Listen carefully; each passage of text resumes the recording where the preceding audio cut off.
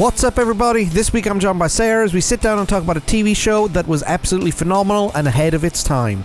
The Great Quantum Leap. That and a whole lot more is to come on this week's episode of the 90s Podcast. Welcome to the show.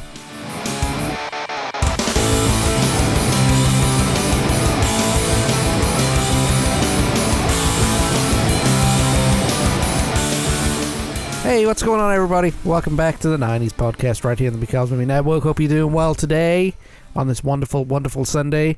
Hope you had a good Valentine's Day. I know I did. Yes, I don't know. It's not over yet.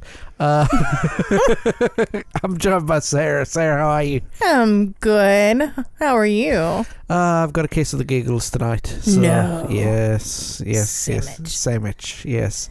For those of you wondering, you find out at the end of the episode. Yes. So, how are you doing? I'm good. I know we recorded these a little early, so this is because we love you all. We are actually spending our Valentine's Day for an evening recording this. Yes. But I'm actually really excited about tomorrow because it's National Half Price Candy Day. That's right. So. And it's payday too. It's a double That's holiday. That's a dangerous combination right there. It could be worse. Heart-shaped Reese's for the win. Yes, right. Okay. Just because I love you day. Yes. So today... Today was a good day. Today was a good day. We're recording this the day after the Super Bowl. What do you think of the Super Bowl halftime show? Oh my God. It was so awesome. Reliving your teenage years? Yes. And early adulthood? Yes. So what was your favorite part of it? Mary was awesome. Yep. Snoop. It kind of sucked that this has driven the point home that Tupac might actually be dead, because if he ain't show up for this, he ain't coming back. They could have put Holopac out I know. I was hoping for Holopac. What do you Especially when Dre sat at the piano and banged out the first few bars of that Tupac song. But no, nothing. Well, let me ask you a question. How did you feel about Snoop Dogg wearing his grandmother's pajamas? There ain't nobody that can pull off grandma's jammies like Snoop. So, I mean. And what about 50 Cent? 50, you know what? Everybody's clowning on 50. I think 50 is awesome.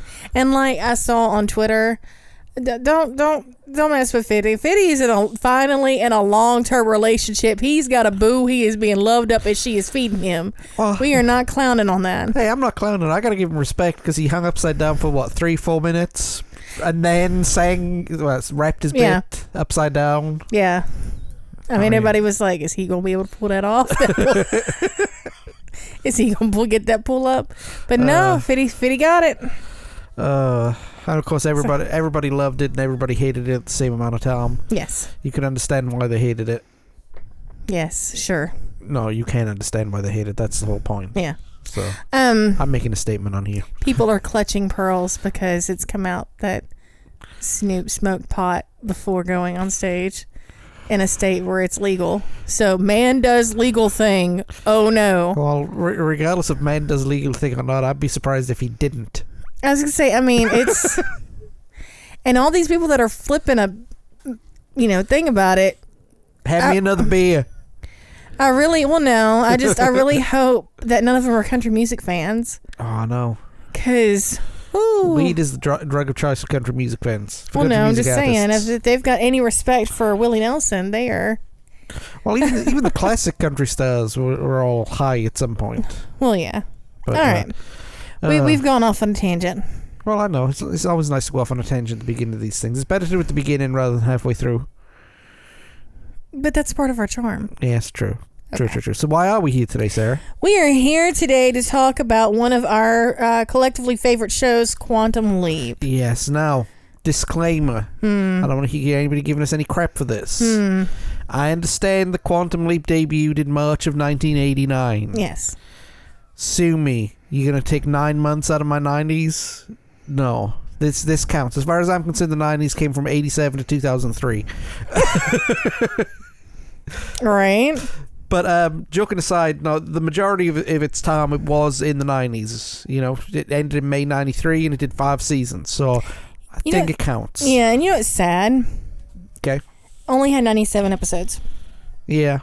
Back then, you had to hit 100 to be able to syndicate. That sucks. I think now it's like 75. Yeah, but back then you had to have 100 to syndicate. So it did not go into syndication. It might be syndication now, but it wasn't then. No, I don't think it has been in syndication. Well, shame, really, because it's a really, really good show, and yes. it deserved more than it got, especially at the end. It's coming back. No, it's been rebooted. Well, yeah. With a new cast. Well, they have to have a new cast, really. Well, yeah, because Dean Stockwell's dead. God bless his soul. Yeah. Okay, sorry, we went. Here's our tangents. Very quickly. Yes. So, Quantum Leap, March 1989, ran to May of 1993. Yep. The showrunner was Donald Bellisario, excuse me, who you might know as the guy who was behind Magnum P.I., later on Battlestar Galactica, Kojak, Quincy, and Airwolf. He was involved in those in one facet or another. That's quite a resume. It is. I mean, it's very much a 90s, 80s who's who. Of what you'd watch if you were sick with your grandma at the house. Right. But all you need to do is throw on Young and the Restless and Matlock, and he'd be done. This was originally on NBC. Yes. Or if you were British, it was on BBC Two. Right. And I think that's important to point out because it did have a large cult following in the UK. It was one of BBC Two's biggest shows.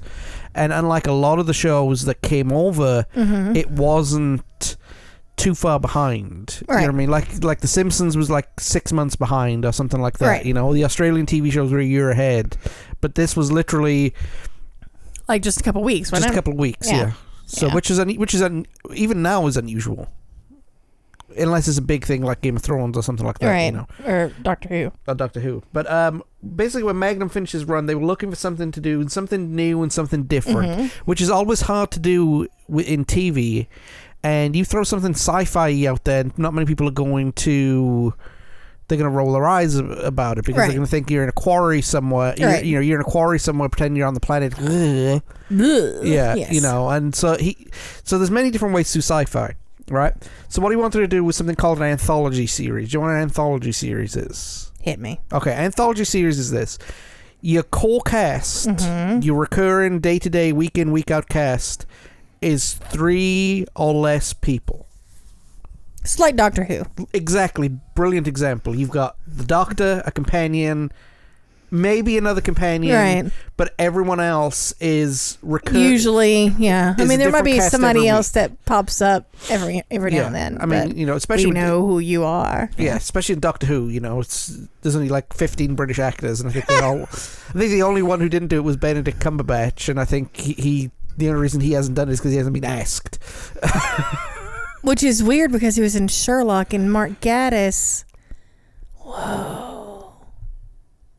Okay, sorry. Yeah. Went off on a tangent there. But Martin Freeman was in Doctor Who. Martin Freeman was in Doctor Who. So, you know, that says everything you need to say, really. But they're looking for a new Doctor. Yes. Benedict Cumberbatch. No, that's too... He's too far away now. He's too much of a big star. Oh no, but still. You know who will be the Doctor one of these days? Ty Tennant? No. I'm sure he will. But go ahead. And I've forgotten his name now. Who? Dang it. Well, describe him to me. Who's the dude? It's the dude from Thor who manages Rainbow Road and the stars, and he's the lookout. The original guy you're talking about? See? If I hadn't I could see him in my mind. He played Luther. Yes. And I just can't remember his name. Literally, his name is drawing a blank. I can't believe it either. Because you're drawing a blank too, right? If you hadn't... Gosh, darn it. Ow. Well, this is why we pay all that money for cell phone usage. Anyway, he'll be the next Doctor, but... Well, I thought he was going to be the next James Bond. No, they're going back to type. The old classic crusty white dude. And a corset on so no one will guess he was 60. But anyway, while Sarah's looking up the name of the guy whose name we literally can't remember. Idris Elba. Idris Elba, thank you. I'm so sorry. Somebody needs to snatch my Like, somebody just needs to snatch our entertainment cards off us because, know. oh God. Anyway, that's one of the magnificent tangents that we go off of. yes. But He's a good-looking dude. But Anyway. but anyway, Doctor Who is an example of an anthology series. So Yes. you get your 2 or 3 cast members who come in week to week, and then a new cast for every other episode that is done. Right. And yeah, you have recurring actors, who sometimes come in and play different parts, but basically there are only 3 main characters, and they, so if it was Star Trek, you'd have Riker, Worf, and Picard every week, and a new alien species that right, and that would only be it. And to fill up the stories, he basically took plots from his Battlestar Galactica that never took off and rewrote them for Quantum Leap. So what is Quantum Leap? I'm going to jump ahead in my notes real quick just to explain how they worked it, because it was an important way of how to work it. They did have 3 major rules that they had for every single episode of Quantum Leap. Okay? Number 1, the idea of time travel had to be plausible. So we got to keep it in the main character's lifetime, which in this case was 1953 to 1989. Actually, I tell you, it was 1999. Excuse me. But they didn't jump forward, so no, they didn't jump forward. It's basically put it was in that time frame. That's the only time they could do it. This was done to keep the suspension of disbelief going, and going through historical stuff had been done to death, and it probably would have killed the show. How many times can you go back and save Caesar? Or that kind of stuff. The 50s and the 80s, well, that's perfect because the majority of the audience at that time was, like we were raised in the 90s, they were raised in the 50s through the 80s. So it was, real good thing. The audience would never see Sam as the person he leaped into, which was great for comic relief if he jumped into a child or a woman, but you could only see only if he looked in the mirror he'd see the reflection of somebody else. Right. And Sam would have to correct a wrong to jump into the next leap. So what is a leap, Sarah? What is a leap? Okay, so here's the dealio. All right. Now keep in mind this was done in the late 80s, or it wasn't done in the late 80s, but it was thought of and brainstormed in the late 80s. Yes. So, okay. So it's set in 1999. Physicist Dr. Sam Beckett decides that, he thinks it's pretty possible to time travel within one's own lifetime. And he goes and he gets the government support to do so, starting the Quantum Leap project. So, trial and error many years later, the government is threatening to pull the funds because they haven't actually gotten anything done. No. Right. So Sam decides, to test the project accelerator by himself to save the project before anybody could stop him. He's like, screw it, I'm just going to do it. He is thrown back into time, and on gaining consciousness finds that upon gaining conscious... That's a paddling. It's a loud paddling too. Continue. Okay. He is thrown back in time, and on gaining consciousness finds that when he is physically able to exist in the past, he appears to everyone else as a person that he had leapt into, and further has partial amnesia related to his own identity. So what that means is that when he went into his machine, he went back in time, and he didn't become a time traveler. He just jumped into... His consciousness jumped into someone else's body. Correct. Okay. So, now...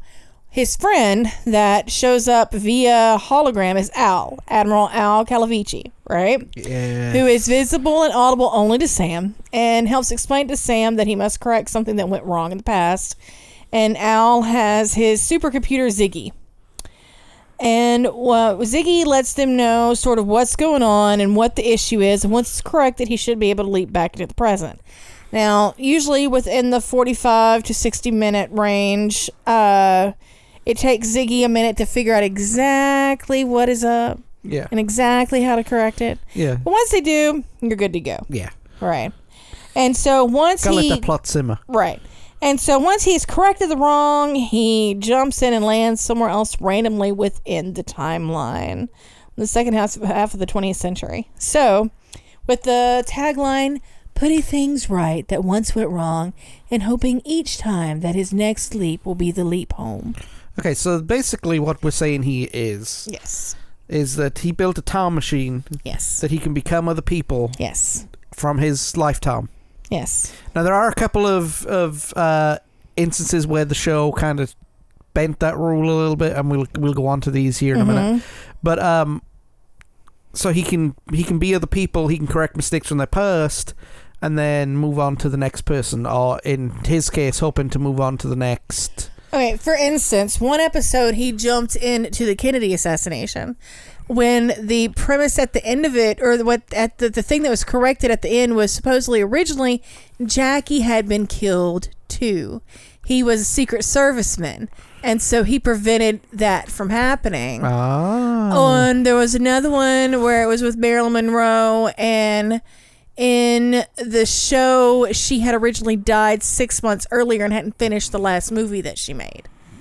So little things like that. Yeah. And it's not all based on historical figures either. No. In fact, those are just the most notable, just to kind of show you how that would work. Yeah. In fact, those are probably the most high-profile things that he did, and the only high-profile things that he did. There's a baseball player too, I think. I remember. Yeah. I don't remember who though.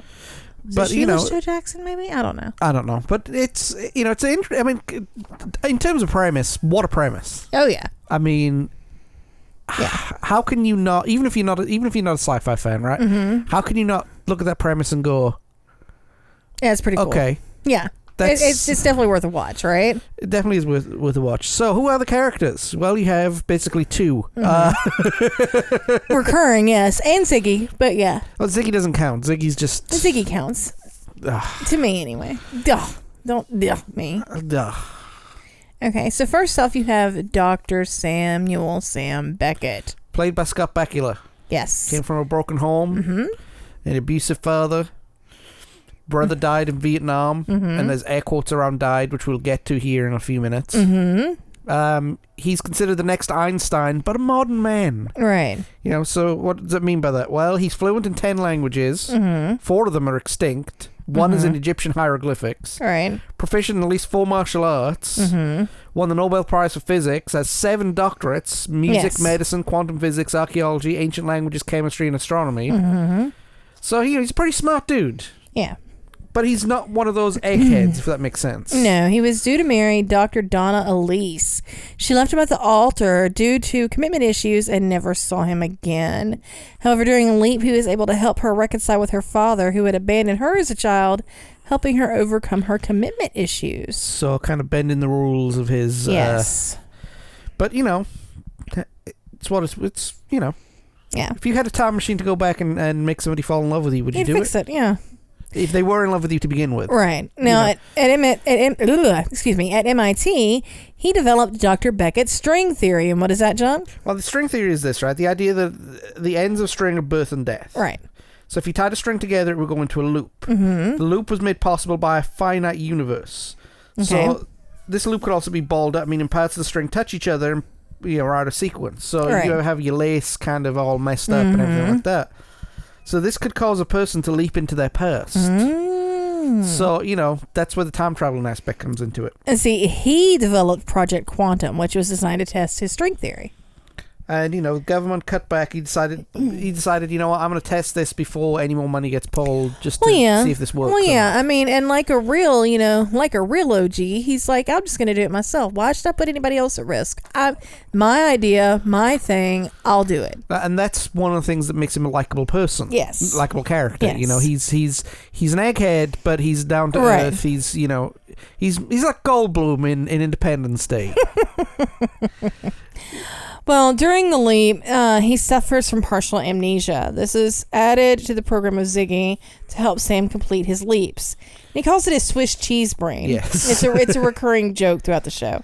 The scientist knew that Sam would have to do all these things that went against his moral code to leap, so blocked it from his memory, including his marriage to Dr. Elise. Elise. So that means, like, if he'd leapt into a married man... Well, his relationship with Dr. Elise, because they didn't actually get married. No, but if he leapt into the body of a married man or a married woman even, I mean, a married woman in the 50s... Husband said he lady, it was basically you have to take care of business. Right. So that's Sam. I mean, as a character, what did you think? Oh, I love Sam. Sam's awesome. I mean, he's smart without being pretentious. Yes. So, yeah. He's an egghead without being an egghead. Right.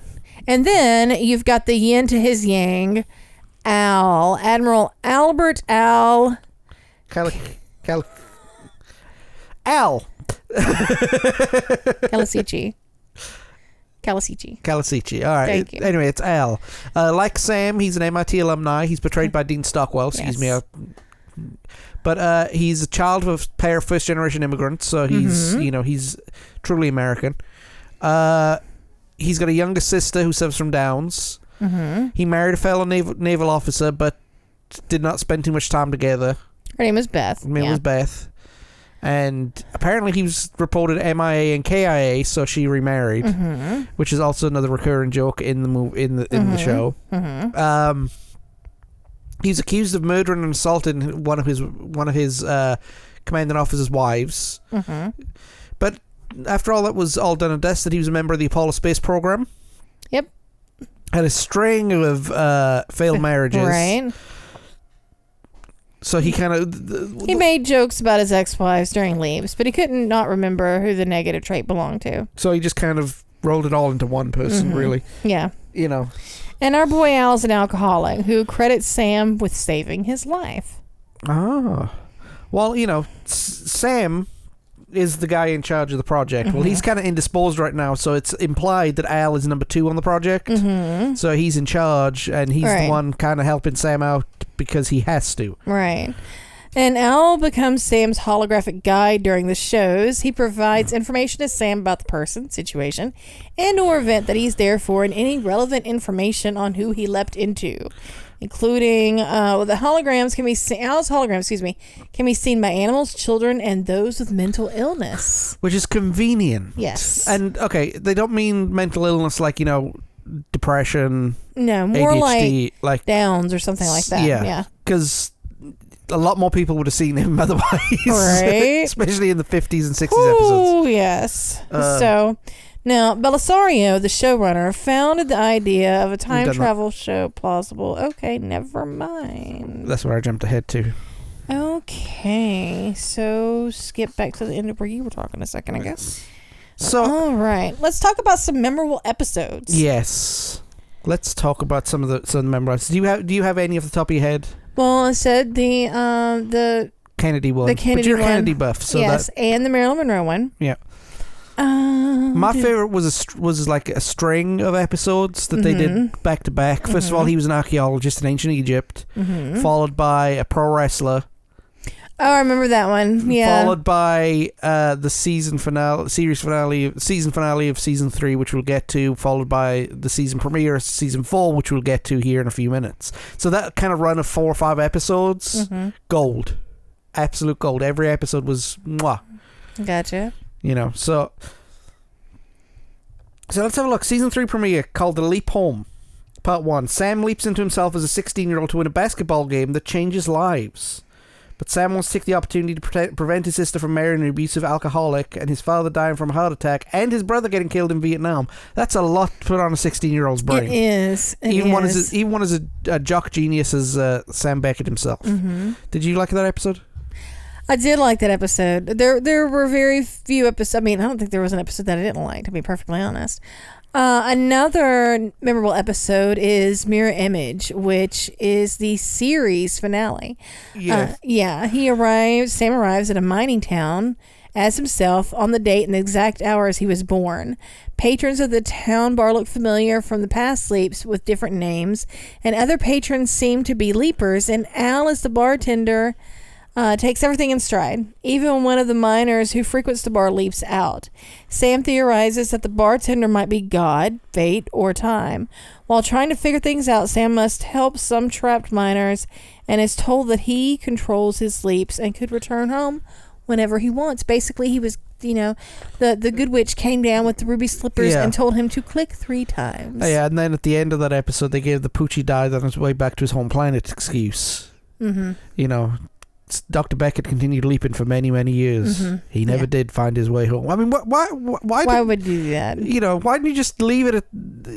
Just say nothing. Mm-hmm. That's what they should have done. They should have said nothing. Another memorable episode is Leap Home Part 2, where he leaps into the body of a Herbert Magic Williams, soldier in his brother's platoon in the Vietnam War, where he's given the chance to keep his brother from dying, but at a terrible price. Yeah, that one was a heavy episode. Yeah. Another one was The Leap Back, which is the season 4 premiere. This is the episode where Sam and Al switch places. Yes. After the episode of the events of season 3 finale, Al leaps into the body of a World War II veteran, and Sam is now the hologram. The leap itself is nothing too memorable, but the enjoyability of this episode comes from finally seeing Sam return home, even if it is just for one episode. Yeah, I felt so bad for all they showed like his wife and all the other characters who were working on the project, and when Al walks through the portal at the end, you could kind of see the disappointment and everything. But to be fair, Al couldn't pull off the leaping stuff. It had to be Sam. Yeah, I mean, it's very well written, and it is a good start to the 4th season. It is a good start, but that's probably my favorite episode when they did the old switcheroo. Yeah. The next one is MIA, which is the season 2 finale. Sam leaps into police detective Jake Rawlings, played by Doug Bauer, and is told by Al that his mission is to stop a young woman whose husband is missing in action in Vietnam from marrying someone else. However, Sam's attempts to stop her seem doomed to fail, and things become clear when her MIA husband is revealed to be Al. So that's kind of... They always went out, I think, on their season finales to, kind of to push it a little bit. And I don't think that, I think that was a good one to get involved in Al's life. Yeah. At some point, Yeah. And this next one, I definitely remember this one. It's Shock Theater. Yes. It's a season 3 finale. This is the other one I was talking about. Yeah. Sam leaps into Sam Biederman, a depressed mental patient who receives shock therapy as soon as Sam leaps in. Yes. Causing Sam's personality to assume the identities of people who he has leapt into before. It's up to Al to complete Sam's mission by helping a mentally challenged young man learn how to read. He must also find a way to restore Sam's personality so he can leap, or else risk losing contact with him forever. Yeah, the way that him and Al swapped places in the season 4 one was because he leapt during a shock treatment. Yeah. And that also gives credence to the old mental patients can see Al hologram, because he basically had to do Sam's job for him. Yeah. Yeah. And then you have Jimmy. Sam leaps into Jimmy LaMotta, a young man with Down syndrome who needs to show he can keep his job at the docks or else he will die in a mental institution. Poor fella. Leap for Lisa. Sam leaps into a younger Al who's on trial for the murder and assault of his commander's wife. But when Sam's actions unintentionally prevent the witness whose testimony cleared Al in real history from testifying, Sam discovers the Project Quantum Leap now exists in an alternate future in which Al was executed in the gas chamber. Ag. Well, that's fun. That's a yeah. But that's part of Al's story arc anyway, Yeah. And then you have The Color Truth. Sam leaps into Jesse Tyler, an aging black chauffeur in the segregated South. He must save his wealthy white employer from dying in a car crash while persuading her to play a more active role in the civil rights movement. And then his employer turns out to be Dolly Parton. Right? No, probably not. But no. But and finally, It's a Wonderful Leap. Sam is a New York City cab driver named Max Greenman who's trying to earn enough money to get his father his own medallion. I guess that's a cab thing. Along the way, he meets a woman who claims to be an angel and could see Al pretending to him to be the devil. Well, if anybody could be the devil, it would be Al. We love Al. So, any other episodes jump off your head? Like I said, there was the baseball one, there was the Marilyn Monroe one, and there was the Kennedy one. But there's too many to go over. The first episode, to be honest, wasn't as great as it could have been. It was good, but I understand for a 2-part debut episode, it had to build up a lot of exposition to get everything, I mean, look, this thing did have its own fandom, like a lot of sci-fi shows do, and a lot of nerd culture does. They're called Leapers. Any Leapers in the thing, drop us a line on our social media pages. We'd love to hear from you. But the best thing about it is that drama kids, history kids, and sci-fi kids, you could all jam to it. Yeah. It's pretty good. Yeah. You know, so, but, you know, he was told to write, this is the thing, right? Belisario was told to write a season and series finale, as there was a possibility of cancellation. Yeah, so Mirror Image was written to answer some of the show's questions, but could be seen as the end of a series or the end of a season. Right. You know. Right. So after the news of the cancellation came down, the show added 2 end cards to the final scene. Yeah. Al's wife never married, and Sam decided to continue leaping, never returning home. You know, the ending was crapped on because the whole point was Sam need to make it home. That's the whole show. The whole show is I'm trying to get home. They didn't need to do the Poochie died on his way back to his home planet thing. I'm sorry. I'm repeating that line, but you take the suits took not just the suits, but the main writer took the premise of the show and set it on fire. Yeah, they could have had him leap home.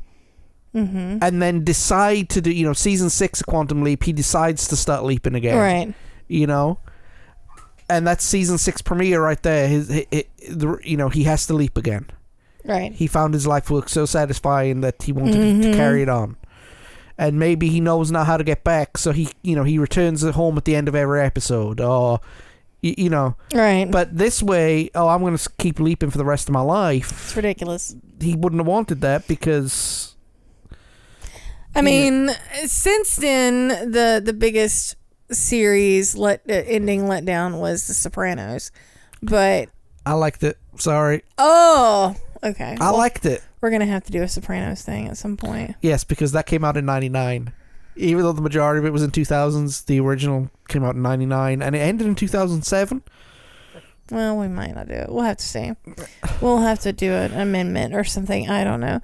Okay, but backing up here. Welcome to the New Millennium Podcast, right here at the Because Maybe Network. Right?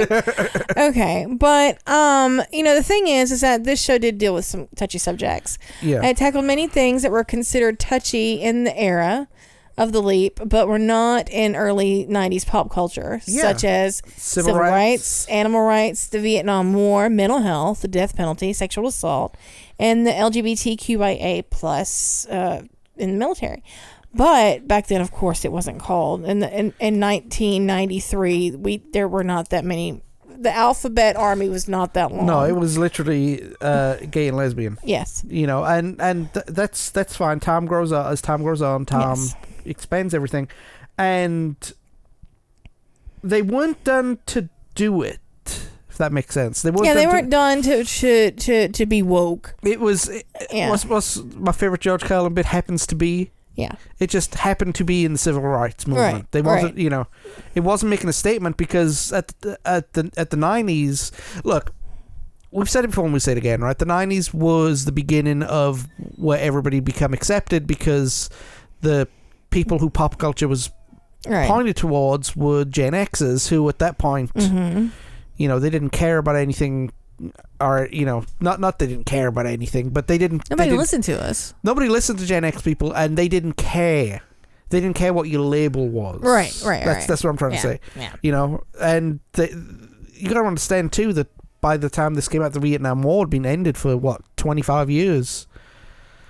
There were characters on Beavis and Butthead, who were Vietnam vets. I mean, Vietnam was not a touchy subject anymore.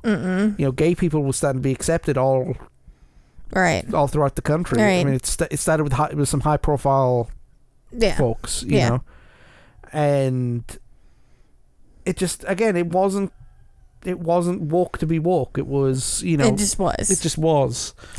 Now, the cancellation. After 5 seasons, the show was not renewed due to dwindling audience figures. Yeah.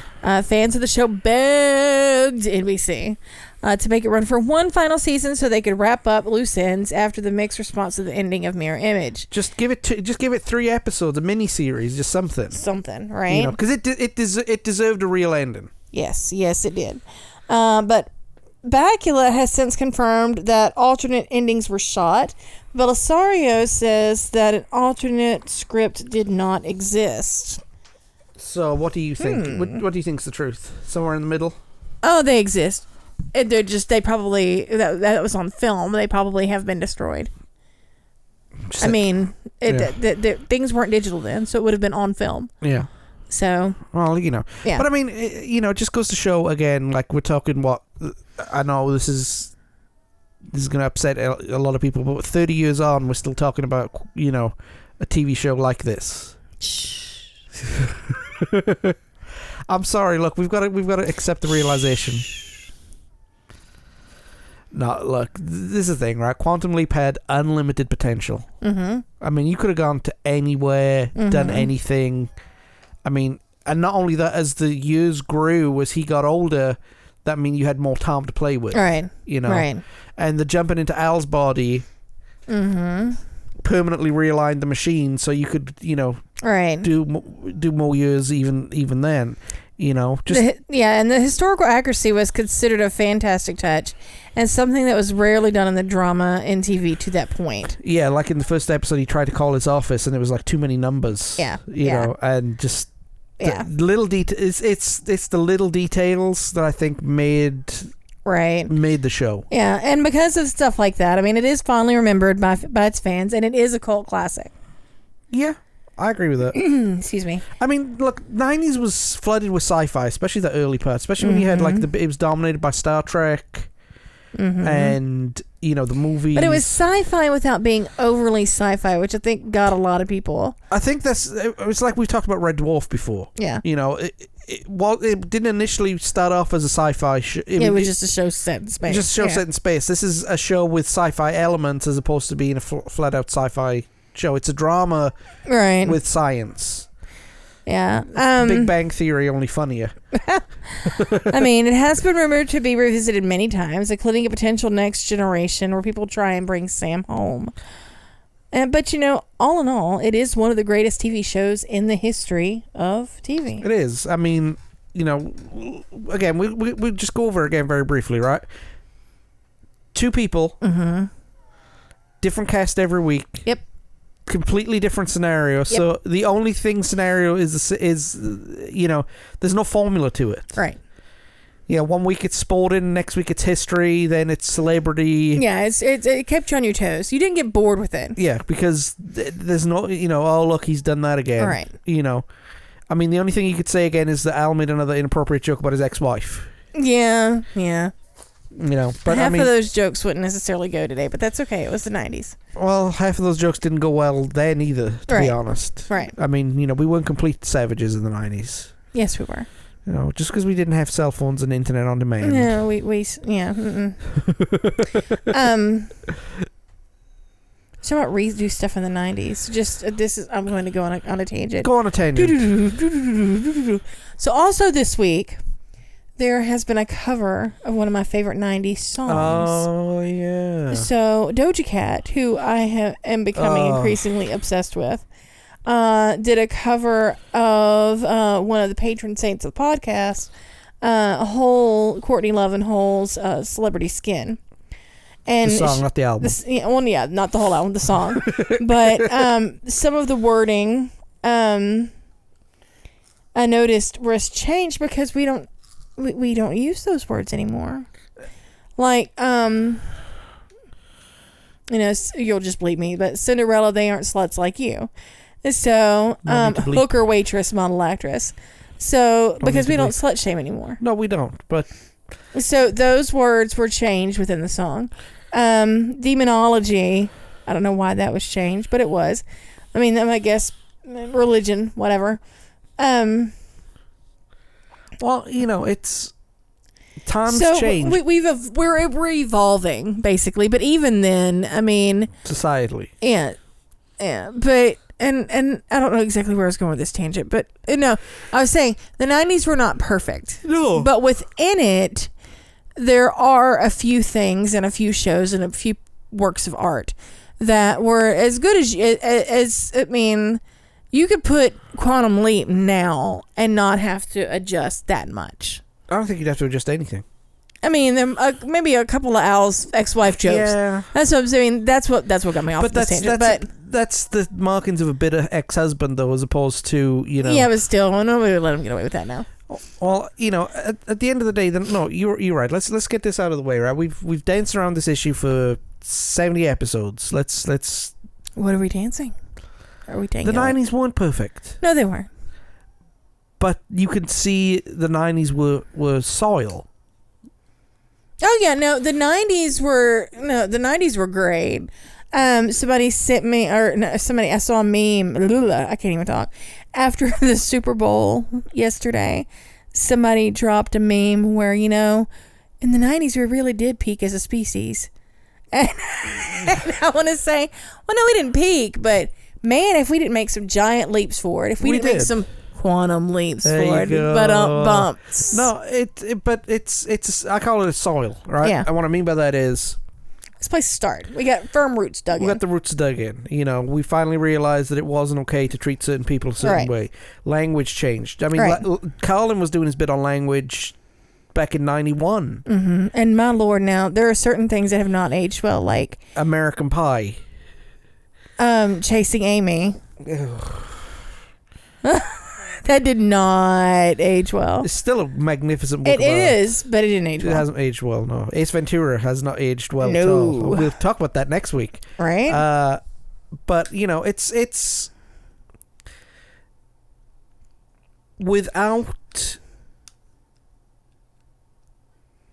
It was the gestation era. Mm-hmm. Oh, yeah. Yeah. That's why we love it so much. A lot of the artists were ahead of the time. Oh, yeah. I mean, look, we talked about Kurt Cobain and his scene and the people he hung around with and everything like that, and everyone was welcome, except for people, and that's kind of our philosophy too. Yeah. All right, Sarah, thanks so much for coming on. It has been. It has been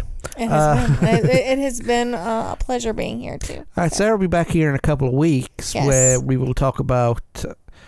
I don't know what we're talking about here in a couple of weeks. We'll find something to talk about. Yeah, I've got stuff planned. Actually, I kind of like with Addis Elbert now. I want to know what it is. I want to let the cat out the bag. Sarah will be, it's a good one. The next one you're on. What is it? You've got 3 more on this season. The final 3 episodes of the season. Me. Well, we've got Blue. Oh yes. We got Batman and Robin. Bad nips. But next, in 2 weeks' time, hit me. The Evil Dead 3. Oh God. Army of Darkness. Yep. So we've got to get our DVD player working because we've got to watch that. It's on one of the 50 million things streams that we can't afford. Yeah. All right. Sarah, thanks for coming on. I'll be back here in a couple of minutes, and I'll see you here in a little while. Bye.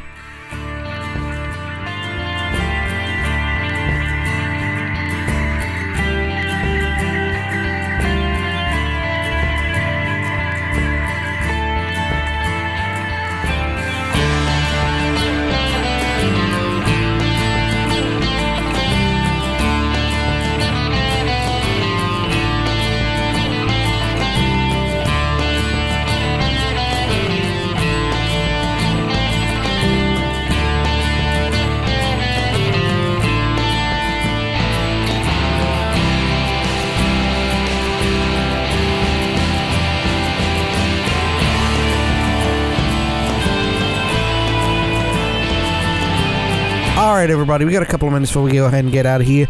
I just want to thank Sarah once again for coming on. I know this is one of her specialty subjects, and I like Quantum Leap too. Quantum Leap is a fantastic TV show. If you've not seen it, go watch it. If you have seen it, let's go watch it again, okay?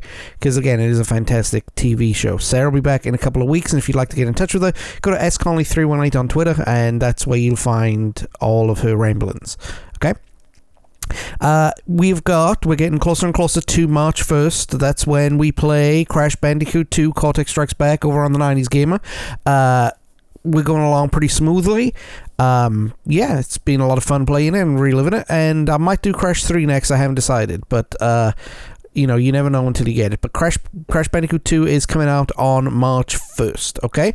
So everybody mark that on your calendars and go ahead and subscribe to our YouTube channel so you don't miss a second of it, okay? Next week, we're going to be talking about a movie that has aged like fine milk. Ace Ventura: Pet Detective. I'm joined by Greg Gregory as we go ahead and go over some of the good things, some of the bad things, and a lot of the awful things that movie has done over the last 30 years nearly. Yes, it's almost a 30-year-old movie. When I think 30-year-old movies, I still think The Godfather.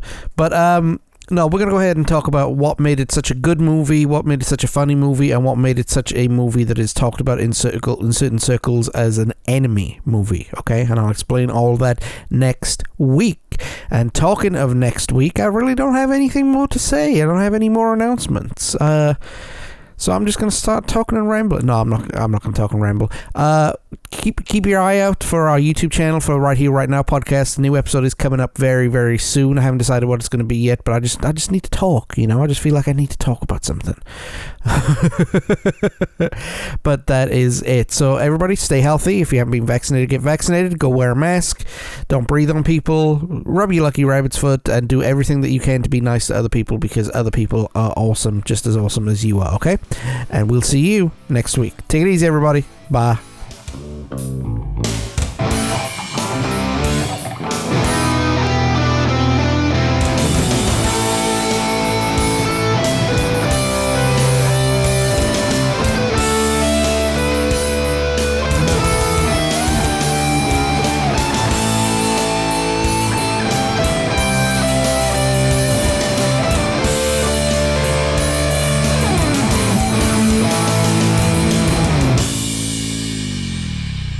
Turn around. Every now and then I get a little bit hungry and I go and get a sandwich.